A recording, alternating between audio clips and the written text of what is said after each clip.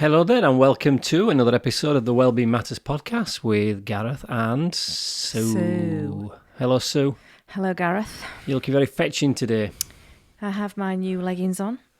You look like the Crosby... Well, it's like there's a bit of zebra in there. Yeah. Some leopard. Is that a leopard?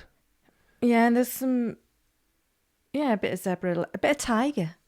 Zebra tiger light. So these are these official yoga leggings? Yes. And you are wearing your very bright top. Yeah. So the people watching this on YouTube will see your ensemble. Yeah, I stick to black and white today, so I've got a black top, a white top underneath. You should do what some of those influencers do on YouTube. No, get your tits out. No, you should basically tell them, today I'm wearing whatever, like my bag from Gucci or my belt from Abu Dhabi,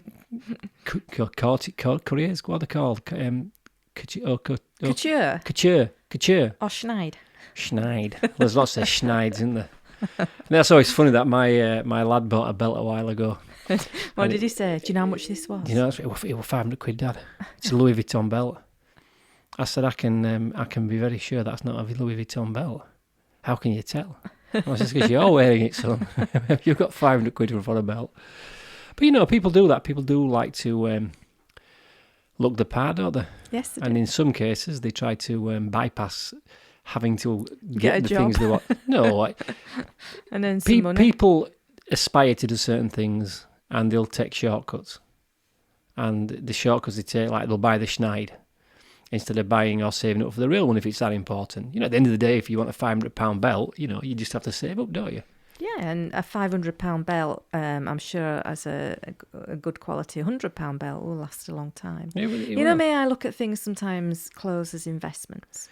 Well, it's funny you should use that word investment because that's what we're talking about today. We're talking about investing in yourself. But you don't mean Gucci belts? I mean investing in yourself, whatever that means. There was once a story I heard. Now, I don't know exactly what the story was or who said it, but it was something along this line.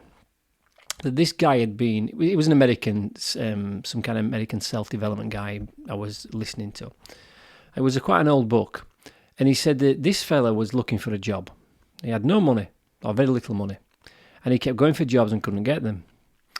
And then one day he went past a shop and he saw a suit that he really loved. And the suit would cost him all the money he had. So he went in and tried the suit and it felt great, and he felt great in it. So he bought the suit.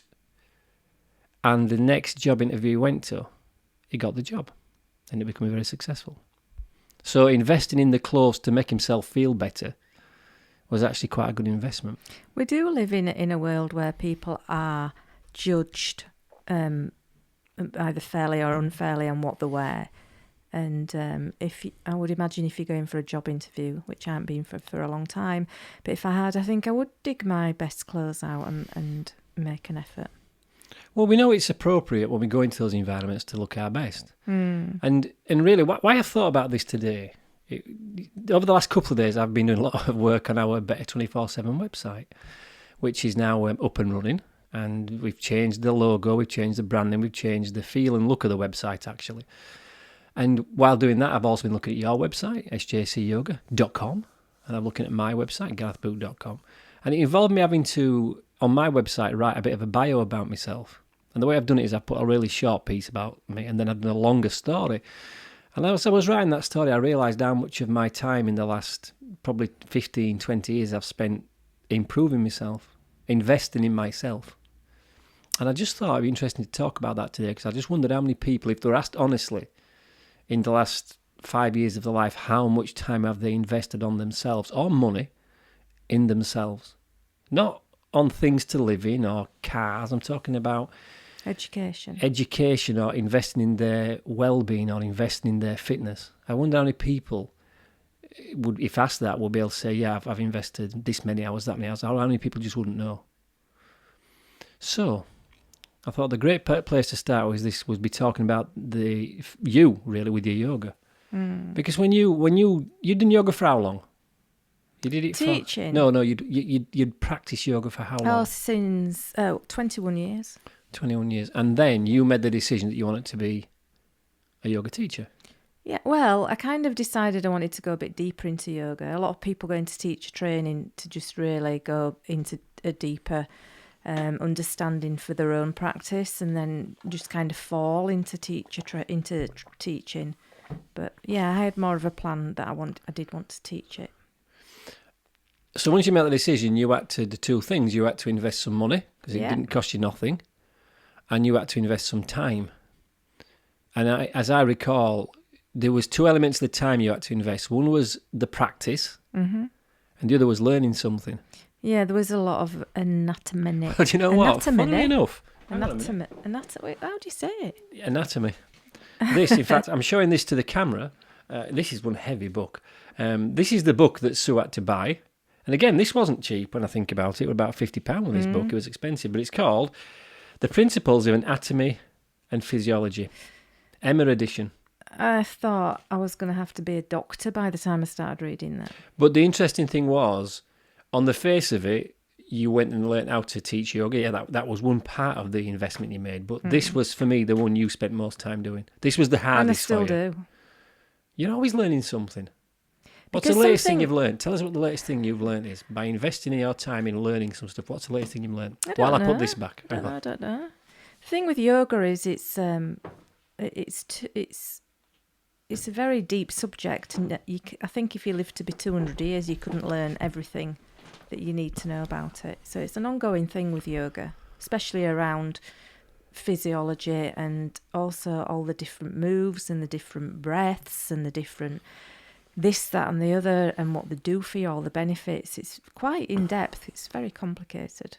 So when you see somebody stood in a class teaching and showing you how to stretch and how to stand, there is a lot of learning and education that's gone into that, a lot. But even before you did that, you were a reasonably good yoga practitioner because you've done yoga a lot. Yeah, I enjoyed it. And I suppose this is what I'm trying to get to is people don't seem to understand the concept of what investing in yourself is. Just to go to a yoga class once a week for an hour, he's going to be better than doing nothing. It's better than staying at home and not going to a yoga class.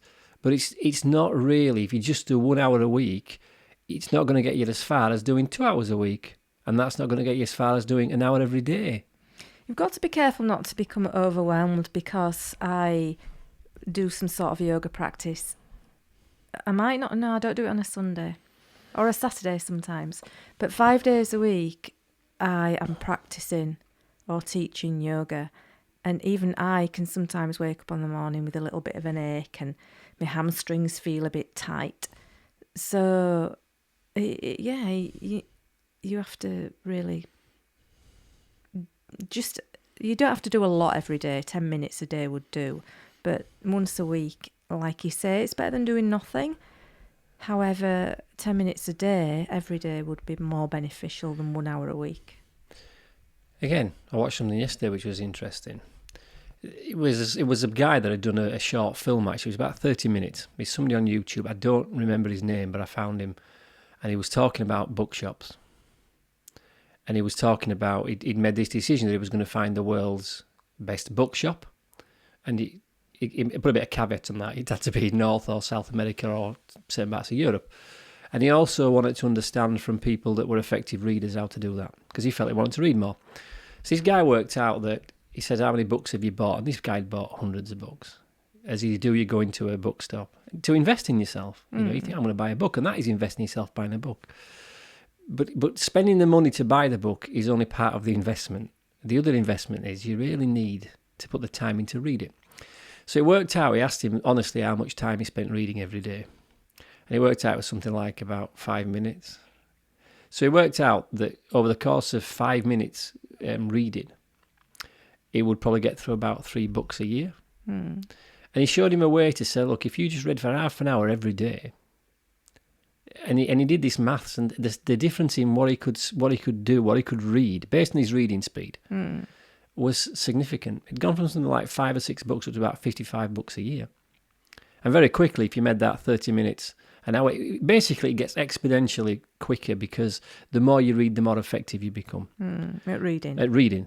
So again, investing time in that. And I think it's one thing that I think when you ask a lot of people, especially around well-being, what have you done to improve your well-being? What have you done to improve your personal development?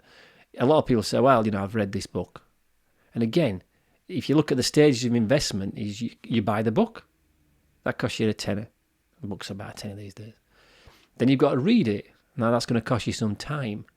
And that time to read a book, probably if you read it a couple of hours a day, would take you about a week. You're quite a quick reader, actually, aren't you? I don't read as much as I used to do, but I am an avid reader. Avid reader. But I can easily start reading and not do anything. So would else. it be fair to say that you could consume a book in a week? Yes. Okay, so £10. Apart from that one. that one a bit longer. No, but £10 for the book. That's the cash investment. The week to read it, a couple of hours a day, a week. That's the time invested. But then there's another part to this. You have to invest the time to practice what you've learned. You do, and if you don't, you will forget what you've read. Exactly. And I think what a lot of people do is they get to a stage where they do something a couple of times and think they become experts. Oh, I can do this now, I don't need to do it again. As though you're going to remember. And I think this idea of investing in yourself, if you want to genuinely improve some aspect of your life, if you want to live a more comfortable, happy, healthy life, which is what we want to promote at Better 24/7 with people that interact with us, work with us, look at our stuff, listen to this podcast, you have to be willing to invest that time. And if you're not willing to invest that time, there are no shortcuts. Because just like the Gucci belts or the Louis Vuitton belt my son's got, you'll find Schneids out there. You'll find somebody who'll sell you the concept of doing it faster. You don't need to go to the gym. You can just follow this program and in 6 weeks you'll have a beach body. That's just not true. You have to invest in yourself, and that investment is going to be financial, emotional, and time. Can you remember the first time you could say that you invested in yourself? What was the first time, when there was the first time you invested in yourself that you can recall?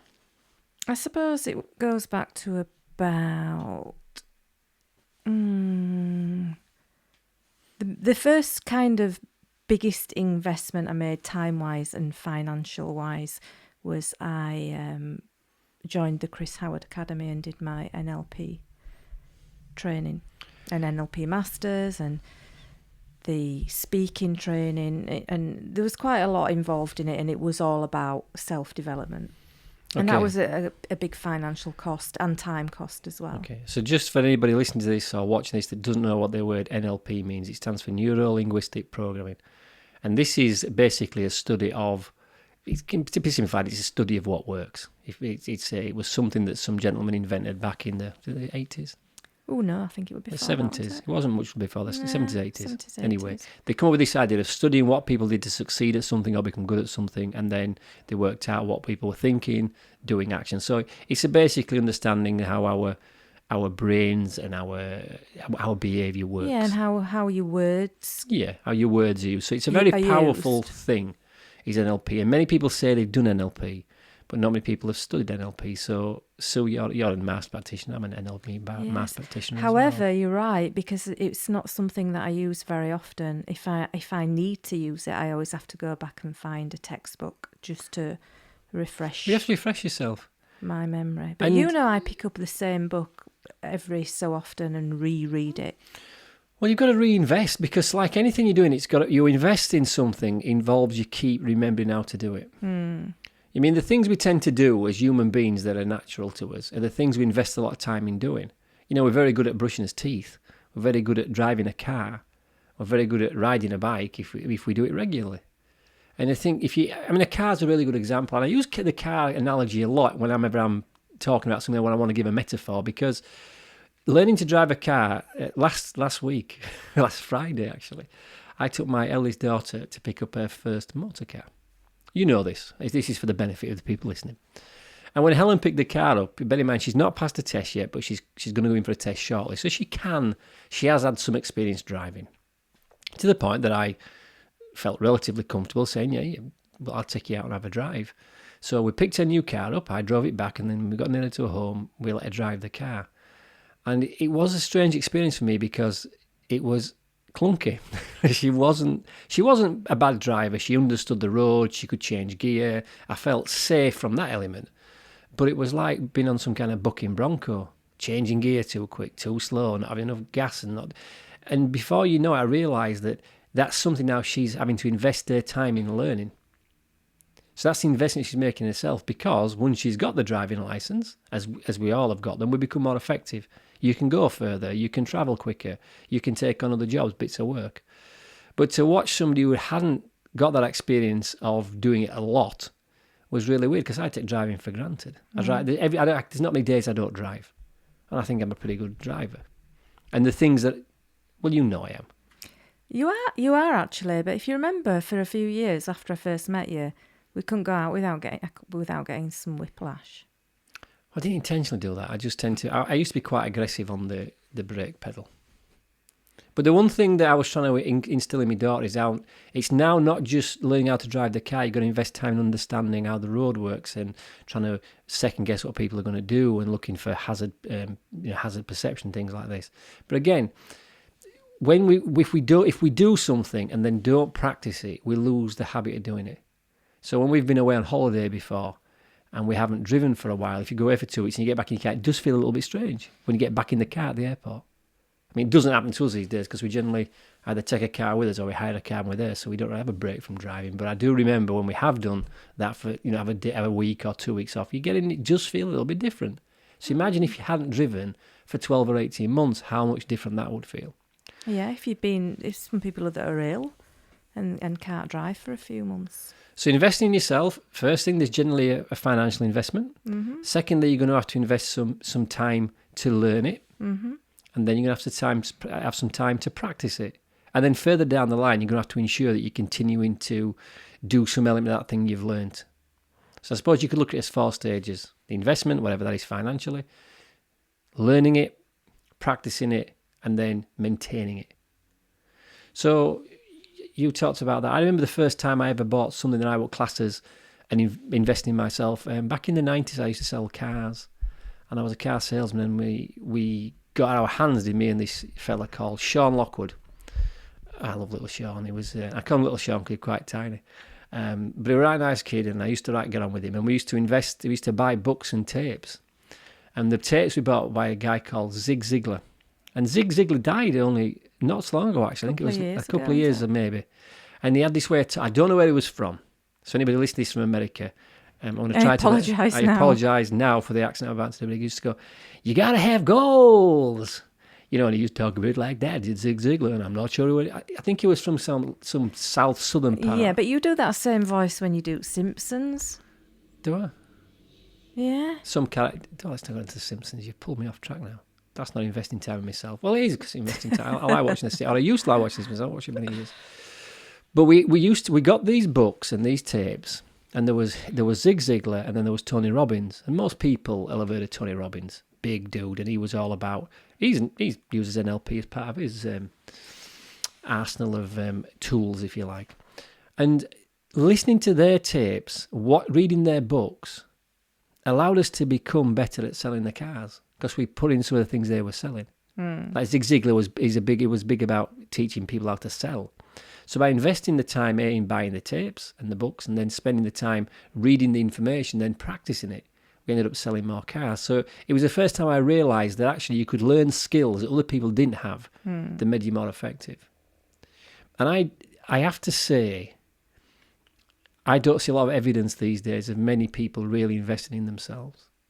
They buy things for themselves, but I don't see a lot of evidence of people investing in themselves because it's obvious. So is investing yourself, does it go as far as looking after yourself physically?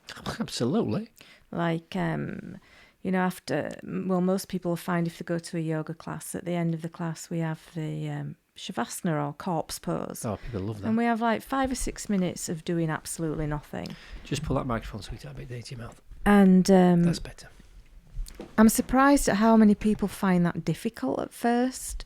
They kind of start fidgeting and opening their eyes and looking around. It takes them a few classes to actually just relax and do nothing. And then a lot of people always come up to me and say how beneficial and how they actually fell asleep, even though they spend hours on a night laid in bed staring at the wall, trying to get to sleep. And once I give them permission, I always say, like, we're just going to spend a few moments. Nobody needs us. Nobody wants us. We've just got a little bit of time to spend relaxing, and they go to sleep. Something's gone on around here. Hang on a minute. We've got sound issues. Well, we didn't have them. I've just been touching a few things. When I talk about investing in yourself, I'm looking at all aspects of you. Specifically, when we talk about on this podcast about well-being, I think you look to invest in a few things. You can invest in yourself physically, so that would involve some element of potentially exercise, absolutely diet. Invest in yourself mentally. That means learning new skills, new coping mechanisms, new ways to relax, just like you were talking about with your class. That's Shavasana. I think a lot of people don't know how to relax. And it sounds silly, but it's a skill. You have to invest time in learning to relax. A lot of people feel quite guilty about giving themselves time, and they say things like, oh, I've got a to-do list. I don't like not having anything to do. I know I'm retired, but I like to have things to do. As if, that's kind of quite... Noble to be busy all the time. If you look at your physical body, because we all got a physical body, no matter what state it's in or how able-bodied we are, we all have a physical body. Investing your time in understanding what your body needs and how it works is something that we really should be encouraging people to do, especially young people. I was aware yesterday, working with some young kids, how little they knew about healthy eating and nutrition. To the point, actually, somebody had come in and then passed a comment about something they'd bought from the shop, and it was an energy drink. Now, there's two concerns I have with this. One is these kids were 13, right? So who sold them an energy drink? You're supposed to be 18, I think, to buy them. I think you've certainly got to be, we'll say 18, but let's say even the worst case scenario, 16, they're still 3 years younger than they should be, so who sold them that? And secondly, after I said these things aren't good for you, they just said, well, they are, there's nothing wrong with them. They're good, they're healthy. What? Just blew me away as to how little they knew. Now, if kids at that age with that knowledge don't invest their time, or somebody doesn't invest in them teaching them new skills, like what is good for us from a nutrition perspective, what's that going to look like in 10 years' time? I think it's already gone past that because, as children, it was our parents or caregivers that used to invest time helping us to make better choices. And that seems to have disappeared. But if you look at the physical side, so people that go to a gym, you could say that that's investing in your physical side. Well, it absolutely is. It's not that you could say it absolutely is. But there's also the mental side of things as well, how you think. And I think that's one of the investments that people could do more of. Learning new things. And it can be something as simple as learning a hobby, getting a hobby and learning something. Because how many times do we have this situation with people where we hear the word, I'm bored? And that for me, I don't find myself getting bored. Yeah, you don't often hear it from grown-ups, I don't suppose. I hear it increasingly more from, well, it depends what your class as grown-ups. It's interesting you said that because my yoga lady this morning, Ellen, she won't mind me mentioning her, she's going through a transition. She's retiring and she's a little bit anxious about it, really about the unknown and having a job that she loves doing taken away from her. And she's bought a book. I don't know who it's by, she did tell me. How to transition, how to make a life transition. So instead of sat there worrying and getting anxious, she's gone and found a book or a piece of writing. Well, there's a prime example is Ellen, because I don't know her as well as you know her, but what I do know is she's a very switched-on lady, a very professional lady, clearly been very successful in what she'd done. And here she is now investing in herself. She's buying the book. She's made the investment in that. She'll invest the time in reading it, and then she'll practice, and then she'll get the benefits of the information and knowledge she learns. This bookcase behind us here, again, if you're listening to this, you won't know what we're talking about. If you're watching it on YouTube, it's to our right-hand side. There's books on here that if we sit down and start to read them books, it would take us a while to read all them. But all these books on here, I bought or you bought at some point because there was something. And they have been read. Some of them. Well, a lot of them have been flicked through. I think that the thing with personal development and improving yourself, you can take a book And you don't have to read the entire book generally to make use of the book. Where if you buy a novel, well, and I don't tend to read non-fiction. I don't tend to read fiction. It's all non-fiction is mine. As a child, I read a lot, so it was all non-fiction. Is that the word, non-fiction? Well, fiction is made up, so it's fiction. No, this is non-fiction. So yes, you read a lot of fiction. I read a lot of stories, Yes. and then when it got to senior school, we did a lot of the classics. We did Jane Eyre and Mary Casterbridge, and I liked, when I was like an older teenager, those Jackie Collins, like racing novels and stuff.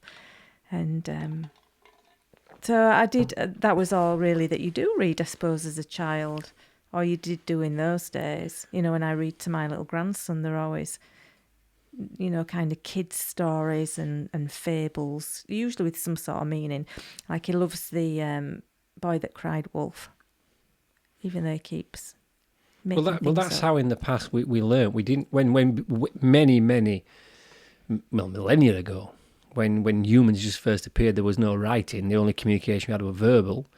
Although you could write things down, it was expensive. The way we passed information on and knowledge was through speaking and talking, storytelling. But equally, that's how a lot of people learn anything. Somebody else helps you they invest their time to show you how to do it. And that's a powerful mix. And that's what we're doing with Better 24/7. We're investing our time to share things with other people. They're investing their time by listening and consuming our information. Hopefully, they will get something out of it. But they still have to practice it. So I think this whole thing about looking at investing in the way you think, investing in the way that your body looks and the way your body acts and what you eat, these are all investments I'm talking about, investing in yourself. And I think if people were to look at what they invest financially in stuff that will never benefit them in the future, as opposed to investing in themselves that will pay you back many times if you do it right. You think about these microphones.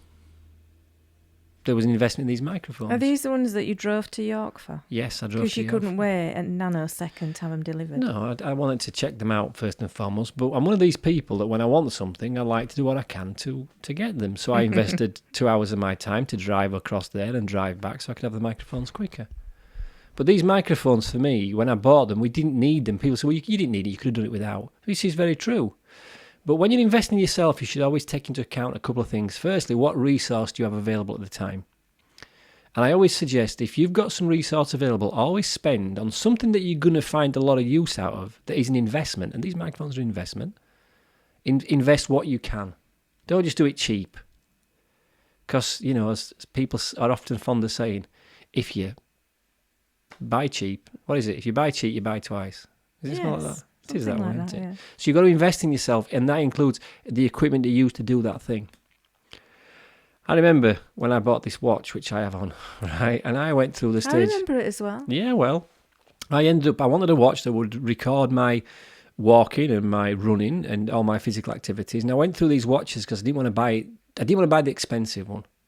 Why not? Because I thought it's too much and I'll get a cheap one and it'll do. And I bought 2 cheap ones and they didn't do. So I ended up having to buy the expensive one anyway. And all I've done is had 2 of the ones that to end up selling. Because sometimes we don't think about that, well, why should I invest that in myself? There's always a bit of doubt. And I get it, and I understand this stuff, so I can understand that people might sometimes balk against the idea of somebody saying, right, there's a course online you can take, and it's £20.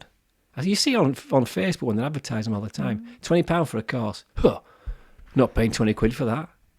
But yet, the same people who won't pay 20 quid for that will go out and buy a takeaway for £20 and think nothing of that, or have a night out on the town, a one-off thing that you'll wake up next morning with a headache, and then they'll spend 20 quid on that, a lot more, and they balk at other stuff. I suppose that comes down to priorities and values. And that's the thing, we have to start to realise now, it starts off with you understanding, do you want to improve your life, or are you happy with how it is? And I'm not talking about that happiness where people say, yeah, I'm happy, I love my life. And you look and you think, okay, do you believe that? Are you being truthful is what I'm saying.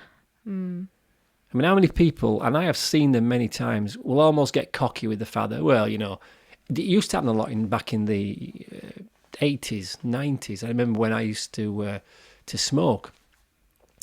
And people say, well, I know smoking's bad for you, but, you got to live. You only live once. You got to die of something. And I thought, and I used to say that when I was younger.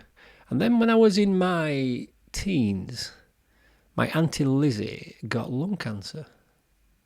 And she ended up having to have an operation of her arm, because it started in her arm and it spread to her lungs, but she had to have half her arm removed. Mm. And she ended up dying in a very unpleasant way. And I thought, you wouldn't say that if you'd seen that. Mm. So I no longer say you've got to die of something, because that was horrible. But the point is, people have this, they stick in a place where they won't. I think we talked about this a little bit in the last episode. We talked about people won't change. You've got to be willing to invest in yourself and be open to what that costs. There is a financial cost. You can't get away from it. The amount of free stuff I see on things like Facebook and advertised online, and people then say, well, I did the fee, but then they wanted some money off me. Yeah. Well, what did you expect? What do you expect? A business. It's a business. It's like people on like LinkedIn, like, yeah, they link in with you and then they just try to sell you something. Okay, then. Well, it is. That's what it is. That's what it is. It's like this. We are doing this now. We spent the last many weeks now preparing our business to launch. We're pretty much there. We've spent a lot of time, proper time. We've invested some money to get to this point. We will be looking to pull that money back. We're going to invest in, we will be charging for what, we're not, the podcast will always be free. But the hope is by doing good podcasts and putting good content, people then will buy your course. Mm. And if we end up using Facebook, I'm really looking forward to the time when people say, oh, I'm not paying 20 quid for that. And some clever comment, because I notice a lot of people kind of go back with a kind of, thanks for your feedback in the right pleasant way. I'll stamp all over them bitches and bastards, whether in a nasty, nasty way, I can assure you. They go, I'm sorry you feel that way. I'm just saying, no, it's just ridiculous. I always think that the beauty of going into a bookshop, the potential you've got, even if you list this now, so well, it's easy, but what if we've got no money at all? Right. I don't believe that. Because if you're listening to this, you're either listening to it on a computer or you're listening to it on a phone. So you've money for that. But if you can't go out and invest £10 in a book, and you don't even need to do that if you really want me to get silly with this. A library? Get to a library. Join the library, buy the book, learn about it. Most people... Excuse me. Are you yawning? I could see your lip all start to shaking. I thought she's starting to cry. Yawning. I just need oxygen to my brain. Do you? Yeah. Go on, let's have a bit of deep breathing. Go on, do it, Sue. Would you like a drink of water? A little bit of cold water, would that help you? Do you know what I did this morning? You know, my lovely blue water carrier. Did you smash it? No. I filled it up with chilled, filtered water. And left it? And I put it in the back of the car. Oh, no. And when I got there, it was completely empty. I don't know how that happened. Yeah, anything that's technological. Well, anything that involves anything mechanical. Well, it's a water bottle. Anyway, you can go to a library, you can learn this stuff, but you have to be willing to put the come time round in. to our gaff. Yeah, come round here. We'll lend you some books. We've loads of them, haven't we? But one of my goals this year is to start to do more reading. Did we get rid of some as well? We got rid of the ones that were a bit kind of airy-fairy. Oh yeah, because we decided we're not doing that airy-fairy. Well, there's nothing airy-fairy about Better 24. The one thing I suppose that investing in ourselves is, I've invested a lot of time in the last couple of months coming up with this way of trying to almost capture who we are. How do we behave? How do we talk? What do we say? How do we act? Because we're not exactly normal. And we do dumb ourselves down. We do kind we of do like dumb water ourselves it down a little bit. And we're not, kind of think, we're not doing that no more. Yeah, what are people going to think? Oh, you can't say that. Well, you've got to get around this thing that people get easily offended these days. I understand that. And I'm no problem with people getting offended. We're not pushing this information down people's throats. If you listen to this podcast, it's because you like it. And if you got so far down this episode and think, well, they're not for me, then you won't come back and listen. And that's cool. If we're not for you, you'll find somebody else. But you have to invest in yourself, and you have to invest in being yourself. And that people can feel very risky. Because we're talking about approaching businesses and maybe doing some speaking and all that kind of stuff. And there are some businesses that probably won't like us swearing on a podcast. You don't swear, I tend to swear. So you can blame me, just get Sue to come around and talk to you and leave me at home. I can swear with the rest of them. No, but we shouldn't. I don't think there's a need to do. It's almost like I see people doing this on podcasts where they swear for the sake of swearing, like because they're trying to be cool. You should just be yourself. And occasionally stuff comes out, and I do dumb myself down a little bit because some of the stuff that I can say at times at home when I'm in private conversation myself can be a little bit. That's interesting about the swearing because I watched a Billy Connolly video the other day. And Billy uses a lot of swearing, but it's always funny and there's always some context, or it's conjuring up something visual for you.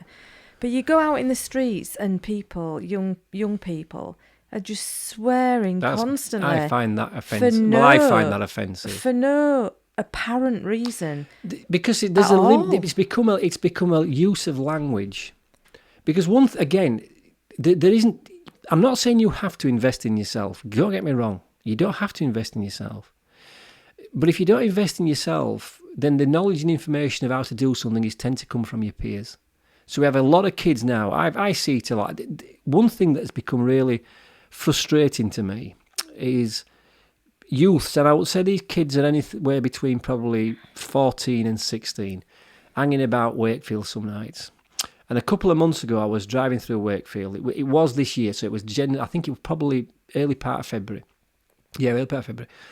And there's a petrol station opposite Sainsbury's petrol station. And outside that, there's a big Costa Coffee bin. Yeah. And these kids, there were about 12 of them on this wall, basically ragging this bin and screaming and shouting and running across road. And they were running in front of cars, and I thought, I can assure you, if you run in front of my car, you're getting clipped. I'd already made that decision. If you're anywhere near me, pal, I won't hurt you too much, but you're getting a knock. Because you're just being silly. And I thought, and it's the first time I thought I should get out and say something, and I thought, whoa, it's 12 of them, it ain't my scrap.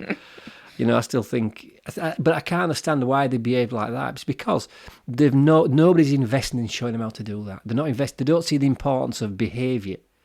They think that it's going to be cool to be that way. But these are the ones that end up with no jobs and but no that's money. Exactly it. It's not that this cool. is exactly. They're the ones that end up wearing Schneid belts. Because the people that do not do that spend time investing in their exams, investing time in getting their results at school, investing time in sports and physical activities and being part of clubs, they're the ones that are going to excel. Because you're starting a practice of investing in yourself that if you start it young, goes all through your life. Investing in yourself is something I have done since, I would have said, about 1990. What would I say it would be? About 1990, 1992. I'd have been about 22 when I first started to sell cars with any venom and start learning this stuff. And throughout that time, I was always interested in how we could learn stuff, new techniques, new ways of doing stuff. And finding those books that then turned into tapes that eventually became CDs that now have become videos. So all that's changed is it's still the same information, it's just how you consume it has changed. I don't think it's ever been easier to find good quality information to invest in yourself than it is now. Because even books, if you think about it, if you go back 12 years, 15 years, to get a book, what did you have to do? Go to a bookshop. You don't have to do that now. You can download it to your Kindle. And up at, I don't know which junction it is, where the Marks and Spencer's is and River Island, going towards Batley. Well, where Borders used to be. Yeah, used to be Borders. It was this, for people that don't know about Borders, it was a huge bookshop and it was big, wasn't it? It was two floors. What a great place. It was like a big warehouse. Cafe in it. And you used to go in there and you'd be there all day because you'd go looking for a book and you'd find another one and you'd read it and then you'd go looking for another. And it was just like, it was always a great afternoon out, going to a bookshop. And it was always packed as well. I don't know why it closed down. I think Borders, the company, closed down. The thing about when you go in there, the beauty of what I love about investing in yourself is when you make a decision to learn something new, when you make a decision to get a new book, do a new course, there's this massive air of possibility when you start it. You think so? Absolutely. You talk about this a lot. I think we differ here. Well, you tell me what you think. You have this childlike inquisitiveness that I don't have. And like you say, you like certain times of the year, like you like New Year's Day, is it? Because the whole year's in front of you and there's all these possibilities. And like I just think, it's another year. So you have that inquisitiveness. So I can imagine you picking up a book and thinking it's going to change your life or you're going to learn something special out of it. I've always been inquisitive and I've always been obsessed with I've been a fanatic of human behaviour, really inquisitive about why humans do what we do. And a lot of that was because I always wondered why I did what I did. So the more I started to learn about self-development, the more time I invested in myself, I realised that some of the things I did were for reasons I didn't know I was doing them. They were unconscious. Especially around stopping drinking. And when I stopped drinking, there was a bit of me for a period of time when I stopped drinking, where I was interested to think, why did I start drinking in the first place? I had to kind of understand why I'd gone on that journey. In the end, I don't think I find a proper answer. But what I did start to learn, and I started to really understand, was if you do not take the time to look after yourself, mentally, physically, emotionally, financially, you have problems at some point. This is nothing earth-shattering when I say this.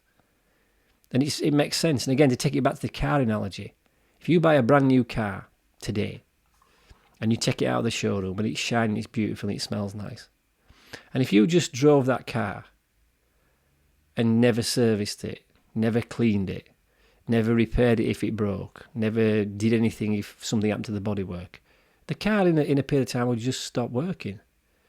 Provided you kept fueling it, it kept moving forward. But if you put no fuel in it, it wouldn't go anywhere.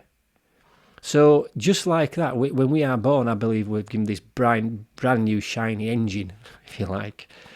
We've got this new car, we've got this new body, and we can take that through life. Some people take that a long, long way. I know somebody who's had their car 23 years. But just like life, you'll know people that were 80, 90, 100. And we also know people that didn't make it to 50 through bad choices. We know people that they don't invest in themselves financially and looking after the finances and end up running out of money. They buy things, they have too much debt, they become bankrupt because they don't understand the concept. Everything we do requires investment. And this is something, once you understand it, becomes really simple because it's actually exciting. That idea of picking up a new book and thinking what this could learn me. Teach me. Maybe I should get one on grammar.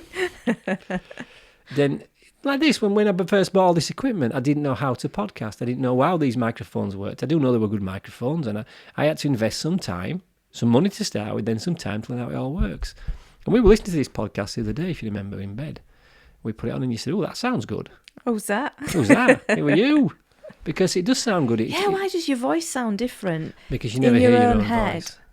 Like now I can hear my voice, but when I heard it on the podcast, it's like, who's that? This is good. This is good. We sounded good. But I invested a lot of time, in doing this. We've done videos before and people generally give us feedback, oh, your videos are good. But I've invested lots of time in learning to do that. I've invested money in buying equipment to do that. And there's someone always will sell you an easy way to get something, and it's never right. For me, the crucial thing is investing the time properly ensures you get the end result that's sustainable.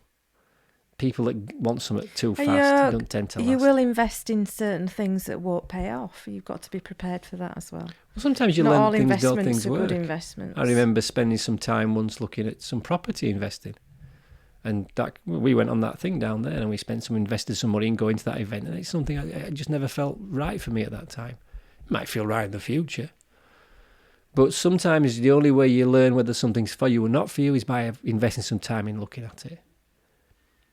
But I suppose finding people that are sat complaining and listening to complaining in the streets and people whinging about stuff on social media or on telly, in a lot of cases, all these things you're whinging about, you can resolve by investing in yourself. But are you willing to do that?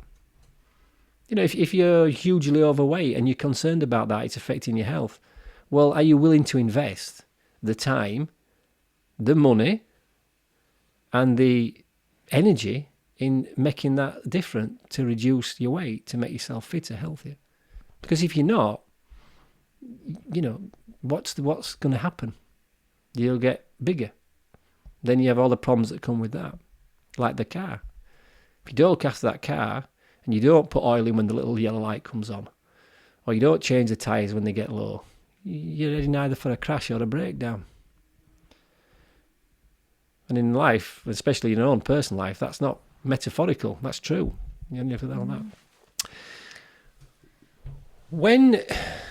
Let's assume now somebody is wanting to know where to start with investing in yourself, I would say, would you agree in saying that probably the easiest way to start to invest in yourself is through a book, reading something? Definitely, yeah.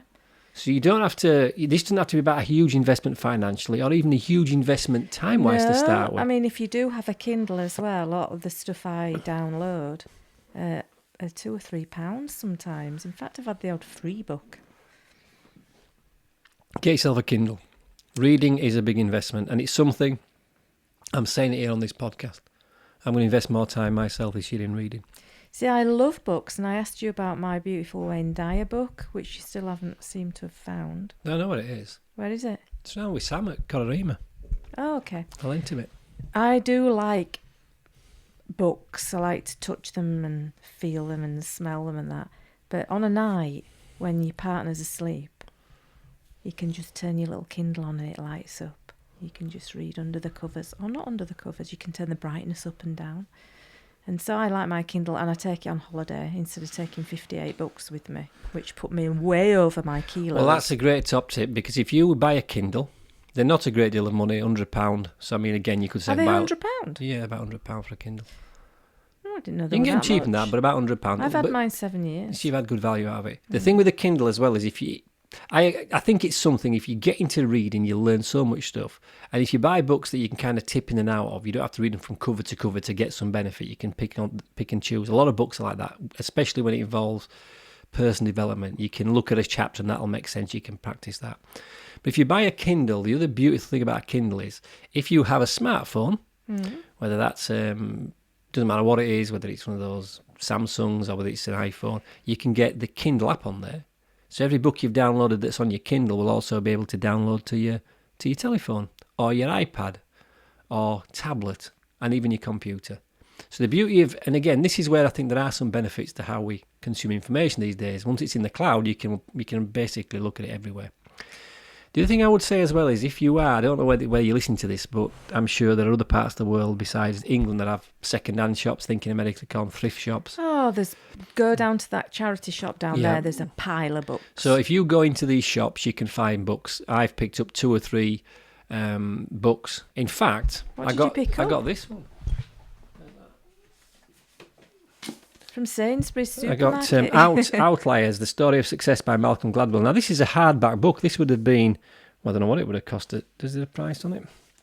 UK? Yeah, $16.99. I give 50 pence for that. So the thing is, you don't have to, Kindle's a great idea. Look in your second-hand shops. Some people in your family might have books. I'm looking for books on personal development. Whatever it is, start somewhere and get into a practice. Do you know what? You've just reminded me, because when we were in Tesco's yesterday, I was looking at some magazines. A magazine is something I never buy, or very, very rarely. But sometimes I buy Women's Health or something like that, psychologies. £4.50 for a magazine full of adverts. Look, I would say now categorically, I would avoid. £4.50? Right. Do not spend the £4.50 on a magazine. Magazines is there to sell you shit. And I stopped buying Men's Health, basically because I didn't get the 6-pack in the 4 days it said I should. No, because they're selling you something. This is why a beautiful thing about a book is, a lot of the books that we still read today are classics. I'm not talking about the Wuthering Heights and stuff you're talking about. But this podcast is about improving your well-being.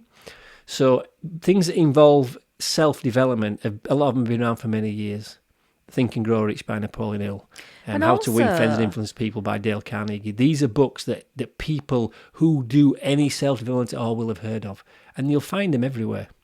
If you're not used to reading self-development books, there's lots of novelty type things like The Alchemist. By Paulo Coelho. Yeah, which are stories, and they come across as interesting. novels, but they've got a great teaching within the words.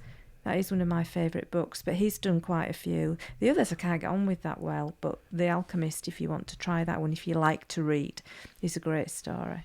And even YouTube, if you get onto YouTube and ask for something like, you might want to say, how do I start running? How do I cook healthy? How do I learn to read faster? If you go onto YouTube, there'll be videos on there, people giving you hints, tips and techniques. And also, don't balk at paying when people ask for something. Just because they're doing it from home with a computer and maybe their own camera, Just because it's not been bought from a shop or from somebody famous, don't knock these people. If they're investing their time in trying to help you, you can bless them by buying their product, because that's how they're able to do it. I'm sometimes a little bit guilty of that, I've got to be honest, of consuming a lot of stuff and then thinking, well, and I've started to try to that a little bit more. I bought a weight training Yes, you did. book, like a course not so long ago, because I like the guy's stuff. I'd watched him on YouTube and Facebook. What have you done with it, love? Well, so far not a lot, but there's a reason for that. Last time I invested in something was a vegan and vegetarian nutrition diploma. Yeah, I did online. You did that online. So that was hard, that. So again, your knowledge will come from other sources. Generally, somebody else will have invested their time either to write it down, to record it on a CD or an MP4 as they have now, so you can listen to it, or they'll invest in a course you can watch. But if they've invested their time to do that, as long as it's not ridiculous money. I think there are some courses out there that are just too much, based on the fact that to produce it and sell it is not expensive to produce it these days. But I have seen some courses when I looked at one and it was somebody trying to show you how to sell on Amazon, and they wanted like £1,000 for it, and I just thought that were taking the piss. Yeah, but you got to get things into context, I suppose. But that's what he was saying. But I didn't look. If people are selling thousands of pounds worth of stuff. Okay, we all know. This is why you've got to be so careful where you get your information. If you went and rented a shop or set up a physical business, you'd be spending hundreds of thousands. You would. But what the problem is, if you end up investing too much, do your homework, I suppose is what I'm saying. If you're going to invest in something, firstly, do they have any free content you can listen to? Do you like what they say? Do you like the style? Do they have any podcasts or things you can listen to get an idea of how they talk and whether you might find what they're saying, that even the free stuff useful before you invest? And don't jump in spending thousands to start with if you've checked something out. There's a lot of bandits online. Don't be under any illusion. A lot of bandits, especially in the world of trying to give you either a better shaped bum, more six-pack, or, I don't know, slimmer body. Investing in the information is only part of it. You financially make the investment in that. You've got to then invest the time in learning to do it. And then crucially, you've got to go and you've got to practice what you've learned and then maintain it. So if you are going to follow something to improve yourself, invest in yourself, remember those four stages. It's going to cost you something to get that information. Might not be much, but it'll cost you. Then you've got to invest the time to read it, or to watch it, or to listen to it, and practice it. So you've practiced it, then you've got to maintain it. So I hope if you're listening to this and you have not invested in yourself for a while, I hope you will think about that. Because just investing half an hour a day in reading and maybe half an hour a day in some form of physical activity, if you did that on a consistent basis, you'd be massively surprised where you'd end up in 12 months' time. And I suppose that's the one thing, again, I know we talked about this in previous podcasts, got to show a bit of patience. If something's worth getting and invest in yourself, it is a long-term investment. And if you start to invest in yourself, you're always investing in yourself. Patience. Patience is a virtue. It is as well. If you wait long enough, you'll get everything you want. Just be patient. Patience, Pinhead. You said this Patience, Pinhead. You were always calling me names. What were it? Pinhead. And what else did you call me? What did you call me? We had this argument a while ago that you said I got a small head. And then we measured the head. Teeny weeny head. You said a teeny weeny head, and I said, well, I don't think I've got a teeny weeny head. I don't have to buy You made parts. me measure my head. So I said, measure your head, and we'll measure my head. And your head was bigger than my head. Yeah. Now, arguably, you are a foot and a half shorter. But that's not the point. You were making out that I had some kind of micro head, a really tiny head, when I didn't. I had a normal-sized head, and I would argue... You've got a tiny face. I've got a tiny face. Well, I've got a right little mouth. You've got a right little mouth, and it opens like a chasm. Well, I have this ability to be able to eat, to open whole it really meal. wide. So, how have we gone to talk? You see, this is a thing that you do. You come up with these little things like Patience, Pinhead, and I find it funny. And I think, where did you get that? That'll come from your dad or your mum. It might have been my mum, actually. Yeah, my dad used to come out with stuff like that, and I've got twin sisters, and we just collect them over the time. And you always say, is that a Cowlishaw-ism? A Cowlishaw-ism. Patience, Pinhead. So yes, if you listen to this, patience. We won't call you pinhead, just patience. But having that patience and understand that. No shortcuts, but do invest in yourself, because the people that do invest in themselves are the ones that tend to have a better quality of life. That's just a fact. Do you know what your next investment in yourself is going to be? Do you know that? Have you got anything else? Yes, I'm going to You do did mention my something. vinyasa teacher training. So that's another form of yoga teaching. But the thing is, it's a month's training in India. Next one's in January. I don't know how to broach the subject. So you've chose to tell me that on a podcast. It's just a Sneaky thought. that, Susan. Do you know why? Why? Well, first of all, it's very intensive because it's a month and it's half the price of doing it here. So it's just, I like to just put it out there. We'll discuss it. I'll come back with grubby feet. Listen, No if we're not teeth. careful, who knows what will be happening in 12 months' time. We've got a big problem at the moment that seems to be rising around this coronavirus thing. Oh, everybody's become an expert on it, including me, of course. I think it's Strengthen interesting. your immune system. But this is where it really starts to get interesting. The one thing that seems to be, of all the things, the advice you're given, well, if you've got a strong immune system, that can help you. And I don't know where this is going to go. I think none of us do at the moment. We can joke about it and be funny about it. We can say it's going to last 2 minutes. We don't know. But the reality is, investing in yourself physically to ensure that you've got good physical well-being will help you Ward off. Well, you would help it, give you a better chance, that's all I'm saying. It might not cure you from everything, but it'll give you a better chance knowing with a very, very low immune system, because the low immune system seems to be the people that are getting the fatalities, which are very sad. Anyway, there we go. So that's what today's podcast is about, investing in yourself. If you'd like any tips or something, if you're trying to invest in yourself and improve something and you want some books, rather than just kind of give you a big long list of them, if you contact us through better247.com, just drop us a bit of a message telling us what you want to learn or something you'd like to improve, and we'll kind of lead you in the direction of a book you might want to read. Feel free to do that. I've just glanced over there and seen a book that we bought probably 2, 3, 4 years ago that we would never buy now. Yeah, As I've things seen it. change, Seen it. Yeah, I know which book you're talking about. Let's not talk about the book. Okay. It's there for sentimental reasons, and it looks good on the bookshelf. Yes. So any questions about self-improvement, not self-improvement, any questions about investing in yourself, let us know. And we'd like some more 5-star reviews. We've got some more. I think we've got up to 4 or 5 5-star reviews now. It's gradually building. And you don't know who they are. We don't know who they are. So whoever's given us a 5-star reviews, we are eternally grateful. Yes. And thank you. in probably the next episode next week, we'll start talking. We're about ready to officially launch Better 24/7 with some interesting, exciting things. Yeah, and I've been talking about getting my own podcast going after I did a few, and you said they were popular. They have been very popular of your podcast. Started at that. Anyway, thanks for listening, Sue. Thanks for giving us your time. You're welcome. It's been a pleasure. Yeah, it's getting cold in here now. And we'll put the heater on when we turn the microphone off. When we turn it off and the video, slippers on. Cashmere wraps. Hats. Heater. It'll all be on. Okay, thank you for listening. Until the next podcast. Bye-bye. Take care.